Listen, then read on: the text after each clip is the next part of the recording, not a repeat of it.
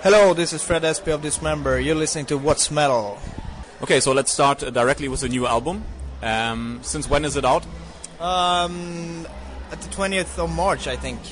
I'm not really sure about the date because it's been postponed for a couple of weeks. Yeah, I'm just seeing that you are selling it here, so I was a bit wondering that I maybe missed the release date, but it will be released in a few weeks' time only. Yeah, it will. But it's all already released in Sweden. Since the printing was okay and everything, but the problem was that all the copies for the magazines were out really late because of the Christmas time and everything. So they couldn't get the promo copies out in time. So they had to postpone the release date for the ads and all the reviews and everything. So we brought it on tour just to make sure we could sell it, on tour as a compensation from the label that they had to postpone the album. Yeah. So what can we expect? Any changes or still the old school death metal? It's still the same. You're gonna recognize yourself. Yeah. Okay. So no surprises. Nothing has changed. No. Perhaps what has changed the most, I think, is that Martin, our new guitar player, has been involved somewhat or very much in the making of the album. So you're gonna notice some new stuff, that we haven't tried before. It's nothing different actually. It's more that perhaps it's not just the same Blomqvist, Estby, Kärki arrangements and riffing. So yeah.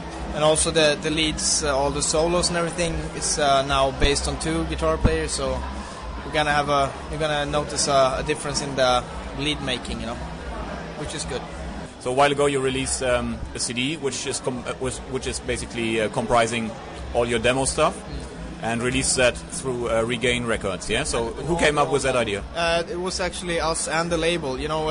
Since we own the license rights for the old albums except for the first one, we got all the rights back from Nuclear Blast Records, and we wanted to re-release all the albums, and we did that through Regain Records since we're gonna do the new album for them anyway. So we licensed the albums through them for 5 more years, and then we had the idea of doing a demo compilation. Both the label and the band wanted it because there have been so many bootlegs, and people have been telling us that it's so hard to make a good bootleg from the old demos. So we actually took the old cassette demos and did a good mastering of it. So. Yeah. That thing was released as a digipack CD with some old photos and everything. But what I'm really missing are liner notes. So there's nothing in there except for the demo covers, basically. Yeah. The thing was. Sometimes, when you do stuff like that, you think you have a lot of time, and then you realize that you don't, because we were making during the planning of the re-releases, we also did the new songs for the new album and started to record and all that. So it was kind of, we didn't have as much time as we thought, and liner notes, we put all the energy into finding the old stuff that we could fill out, with live material and all that. It took some time to buy that out from the Swedish Broadcasting Radio, and also we had to look everywhere for more material, like old recordings and all that. We haven't been that much of a band that record stuff that we don't release, so we usually cut out the crap, before we went to the studio to spend all the times producing and recording the songs we want to release. So. Yeah. So that took a lot of time, and also finding all the old pictures. David has been taking pictures for since the first day we started the band. Is taking usual Kodak pictures. So we had to sort that through, and then we had problems with the layout guy because he did a lot of mistakes for the re-releases for the first pressing. So we didn't really have the time to do anything more. Interesting. Yeah. Considering the text in the lyric sheets. Okay, so yeah, maybe let's stay with the debut for one more question. In the booklet of the debut album, you thank Nicke from Entombed extensively for like something like getting the band together, drawing the logo, and all that kind of stuff. So what kind of role did he play in bringing Dismember back together? Because first you recorded 2 demos, split up, recorded another demo, released the debut album. So what was Nicke's position basically? Was he some kind of managing person at that time, or? No, not really. But from the start, he was he was the one who taught me to play drums, helpfully, so that I could, because I was supposed to play the guitar in the band from the start, but we didn't find a drummer. So I was like, I tried to, and he taught me some some moves on the drums, and from that I took it on myself. But during the first years of Dismember, we weren't so many members. We lost our bass player, and he used to.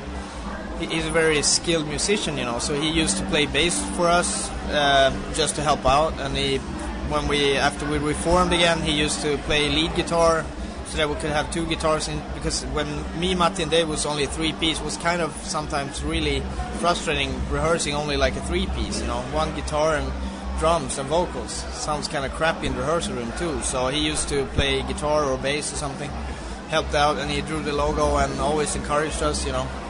And me and him used to trade music with each other. I gave him some stuff he could use for Entombed, and he gave me some I could use for Dismember. Yeah, let's go maybe to the second album.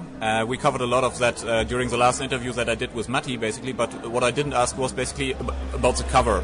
So you have this torso or this body with all the blood and guts and everything, and then you have this Dismember steel logo in there. Was that something like handcrafted, or what is it? So the belt buckle, actually, I'm going to take it out for you so you can see. Right. That's the original one that you're wearing tonight, yeah? Yeah, absolutely. It's actually made out of, what do you say in English? In Swedish, it's a very soft metal, but it's heavy. Feel it. Brass, or what is it? No, it's even softer metal, so it's easy to work with chisel and hammer, Yes. This guy, we got the guys who helped us out with the cover for Indecent and Pieces. They knew this guy who was a blacksmith, doing like rings and belt buckles and everything. And they told us you should do your own belt buckle because you have very nice symmetry in the logo. So we showed him the logo. He was like, "Oh, that's gonna be simple," So he did 4 of these for us. Okay. That we had to pay for, of course, but I mean, it's very good handcraft. So it was made in '92, and I'm still wearing mine. Yeah. Okay. So this is the one that actually were in Richard's chest. Oh, it was Richard's chest, yeah? Yeah. Okay. So and I was allowed to touch it. Wow, I can't believe it. A while ago I was chatting with a few friends, and we were thinking what would be the ultimate Scandinavian death metal tour or Swedish death metal tour, and we're thinking, all the bands are active again, Dismember always were, Entombed are still around, Unleashed are playing again, Grave are playing shows again. So wouldn't that be a cool package? Send all these 4 bands on tour like a Swedish death metal tour, or would you think that's too specialized? No, I think that's a very good idea, and we've been discussing it actually. But we haven't decided or anything. But hopefully we can do something in the future. That would be really cool. Yeah. Would you play some Carnage songs then maybe as well? Huh? Probably we might. If that idea comes through, perhaps we would do that. Would be excellent. My dream come true.